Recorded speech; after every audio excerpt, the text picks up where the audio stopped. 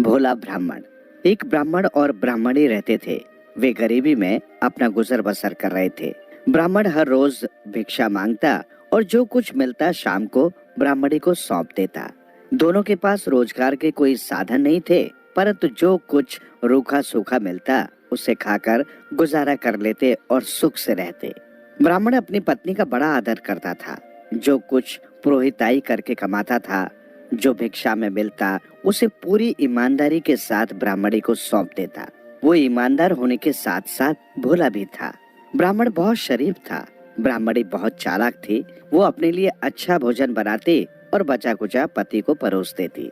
पति को बड़े प्यार से कहती, पहले आप खा लो, जो कुछ आपसे बचेगा बस उसे प्रसाद समझकर खा लूंगी। ब्राह्मण बहुत प्रसन्न हो जाता। उसकी सारी थकान मिट जाती। ब्राह्मणी बहुत चतुर और चालाक थी। जब ब्राह्मण भिक्षा मांगने चला जाता, वो अपने लिए स्वादिष्ट भोजन बनाती और मजे से खाती। जब कभी मन होता तो कुछ काम कर लेती और जब मन नहीं होता तो घर का काम भी बेचारे ब्राह्मण से ही करवाती। ब्राह्मण को इस बात का जरा भी भान न था। समय बीतता गया। ब्राह्मण भिक्षा मांगकर लाता, खूब परिश्रम करता, शाम को ब्राह्मणी के ताने सुनता, आधा पेट खाकर उठ जाता। बस 2-4 ग्रास ही अभी मुंह में जाते तो ब्राह्मणी हर कुछ बोलने लगती। बेचारे ब्राह्मण को भरपेट खाने को भी नहीं मिलता, फिर भी वो अपनी पत्नी के ही गुण गाता रहता। जब भी 2-4 लोग इकट्ठे होते, हमेशा ब्राह्मणी की प्रशंसा करता। इस दिनचर्या से ब्राह्मण कमजोर होने लगा और ब्राह्मणी खूब मोटी हो गई। जब ब्राह्मण की हालत बहुत खराब हो गई, वो कमजोर हो गया और अब वो काफी बीमार भी रहने लगा, तो लोगों ने कहना शुरू कर दिया कि क्या बात है पंडित जी, आप दिन प्रतिदिन कमजोर होते जा रहे हैं और आपकी पत्नी खूब मोटी ताजी हो रही है। ऐसा तो नहीं कि आपको भरपेट खाना भी नहीं मिलता? देखो तो सही, इसके जिस्म पर कितनी चर्बी चढ़ती जा रही है। ये तो गोल मटोल हो रही है। लोगों की बातों पर जब ब्राह्मण ने गंभीरता से सोचा और अपनी पत्नी की हरकतों पर भी पैनी नजर रखनी शुरू की, तो उसके मन में धीरे धीरे शक पैदा होने लगा। एक दिन उसने ब्राह्मणी से कहा, आज तुम भी मेरे साथ ही भोजन करो। तब ब्राह्मणी ने कहा, देखो जी, आप मेरे पति हैं, मेरे भगवान हैं, पहले आप खाना खा लो, बाद में मैं भी खा लूंगी। ब्राह्मण ने पत्नी की बात मानकर खाना शुरू किया। बस हर रोज की तरह फिर ब्राह्मणी की टोका टाकी शुरू हो गई। आपका क्या है, हर रोज सवेरे ही निकल जाते हैं और शाम को थोड़ा सा आटा चावल लेकर आ जाते हैं। क्या इतने से घर चल सकता है? तुम्हें तो घर की कोई भी चिंता नहीं है। ब्राह्मण बहुत परेशान हो गया और थोड़ा सा खाना खाकर उठ गया। ब्राह्मणी मन ही मन बहुत खुश थी। उसने सोचा कि अब ये चुपचाप सो जाएगा और बाकी का बचा खाना वो अकेली खाकर आराम करेगी। परंतु आज ब्राह्मण ने उसके साथ प्यार जताते हुए कहा, भाग्यवान, जरा बर्तन में हाथ डालकर तो देखो, तुम्हारे लिए भी कुछ बचा है कि नहीं। कहीं ऐसा न हो कि मैं हर रोज खुद खा लेता हूँ और तुम्हारे लिए कुछ बचता भी है कि नहीं। कहीं तुम मेरे लिए खुद भूखी तो नहीं रह जाती हो। ब्राह्मणी बोली, देखिए जी, मेरा धर्म है आपकी सेवा करना। आपके लिए मुझे खुद भूखा भी रहना पड़े तो ये तो मेरा पतिव्रत धर्म है। ब्राह्मण पूरी तरह से सच्चाई को जान लेना चाहता था। उसने बड़ी हिम्मत करके हंडों में हाथ डालकर चावलों को टटोला तो देखा कि चावल तो काफी सारे बचे। ये देख ब्राह्मण ने आज पहली बार पत्नी को खूब खरी खोटी सुनाई। ब्राह्मणी को भी परेशानी तो हुई, परंतु उसने पति की डांट फटकार को सुनकर भी अनसुना कर दिया। ब्राह्मण नाराज होकर सोने चला गया। आज उसे नींद कहाँ। उसने सोचा कि लोग ठीक ही कहते हैं कि मेरी पत्नी मेरे साथ धोखा करती है। इसका मतलब ये हुआ कि मेरी पत्नी हर रोज इसी तरह करती है। मुझसे किसी न किसी बहाने झगड़ा कर लेती है और फिर मेरे सो जाने के बाद खुद भरपेट खा लेती है और मैं रोज भूखा सो जाता हूँ।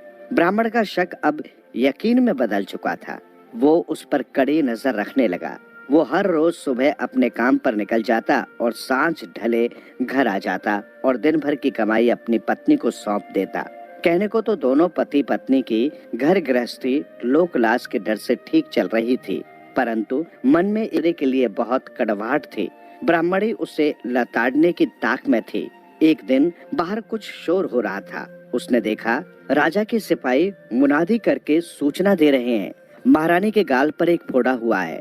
सभी राजवैद, सभी रियासत के नामी ग्रामी वैद्य भी रानी के इलाज की भरपूर कोशिश कर चुके हैं, परंतु कोई भी रानी का इलाज नहीं कर सका। राजा साहब ने घोषणा की है कि जो कोई वैद्य रानी के गाल पर हुए फोड़े को ठीक करेगा उसे मुंह मांगा इनाम मिलेगा। घोषणा सुनकर ब्राह्मणी ने सोचा कि क्यों न वो अपने पति से बदला लेने के लिए उसे वैद्य बनाकर राजा के यहाँ भेज दे, क्योंकि उसको वैद्य का काम तो आता नहीं है। जब उससे रानी का इलाज नहीं हो पाएगा तो राजा के सिपाही उसे मरवा देंगे। ये सोचकर वो तुरंत राजा के सिपाहियों के पास गई और बोली, दरोगा जी, मेरे पति एक माने हुए वैद्य हैं। उन्होंने कई ऐसे बीमारों को ठीक किया है जिनको कोई भी दूसरा वैद्य ठीक नहीं कर सका। लेकिन हाँ, एक बात ध्यान रखना, मेरे पति बहुत शर्मीले स्वभाव के हैं। वो आपके साथ जाने को तैयार नहीं होंगे और वो ये भी कहेंगे कि उनको वैद्य का काम नहीं आता, परंतु आप उनकी कोई बात मत मानना और उनको जोर जबरदस्ती ले जाना। राजा के सिपाही ब्राह्मण के घर में बैठकर उसके आने का इंतजार करने लगे। सायंकाल ब्राह्मण घर पहुंचा। अपने घर पर पुलिस देखकर वो बुरी तरह से घबरा गया। पहले तो उसने सोचा कि हो न हो कहीं मेरी पत्नी ने ही मेरे खिलाफ कोई शिकायत न कर दी हो। फिर उसने सोचा कि अब तो पुलिस ने मुझे देख लिया है, पुलिस से भागकर जाना मेरे लिए मुमकिन नहीं है। चलो घर में चलकर देखता हूँ आखिर माजरा क्या है। आंगन में पैर धरते ही ब्राह्मण को राजा के सिपाहियों ने दबोच लिया। इतने में उसकी पत्नी भी वहां आ गई। पत्नी के हाव भाव देखकर ब्राह्मण को ये समझते देर नहीं लगी कि ब्राह्मणी ने कुछ चाल चली है। ये किसी तरह मुझे फंसाकर अपना बदला जो लेना चाहती है। सिपाही ने कहा, वैद्य जी, आपको अभी हमारे साथ राजमहल चलना होगा। महारानी के गाल पर एक फोड़ा हुआ है। राजवैद्य और कई नामी ग्रामी वैद्य रानी का इलाज कर चुके हैं, परंतु किसी से भी अभी तक कोई लाभ नहीं हुआ।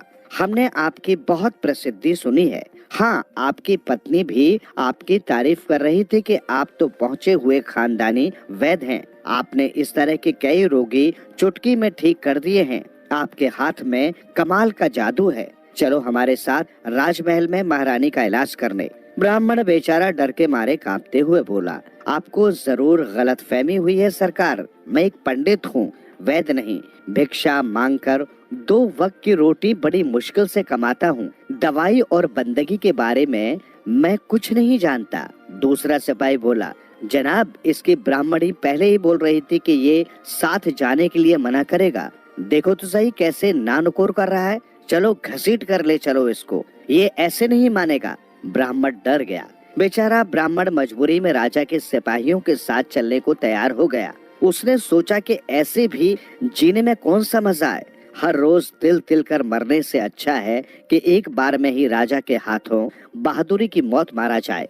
ब्राह्मणी मन ही मन बहुत खुश हो रही थी। अब वो अपने घर में अपनी तरह से रहेगी, अपनी मर्जी से हर काम करेगी, उसको टोकने वाला कोई न होगा। कई दिनों से इकट्ठा की गई चीजों का इस्तेमाल मनमर्जी से करेगी, खूब खाएगी और मजे करेगी। राजा के सिपाही ब्राह्मण को साथ लेकर राजमहल जा पहुँचे। उन्होंने ब्राह्मण को राजा के सामने पेश करते हुए कहा, महाराज, ये वैद्य अपने काम में खूब माहिर है।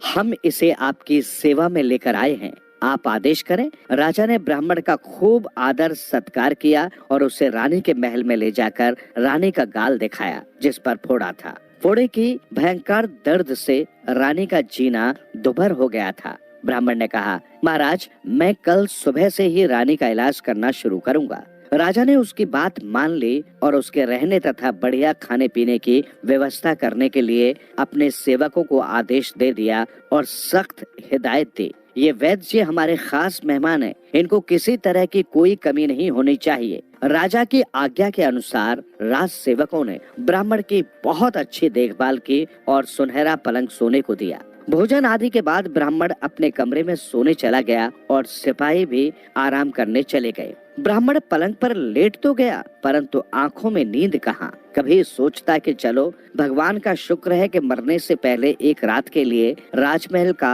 अतिथि तो बना दिया, नहीं तो गरीबी में भीख मांगता हुआ ही मर जाता।